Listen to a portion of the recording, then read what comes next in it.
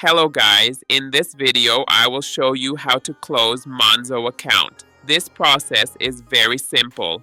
First, open the Monzo app on your phone. On the main screen, tap your profile icon in the top left corner to access your account information. Next, tap Settings, and within the Settings menu, you will see an option labeled Close Account.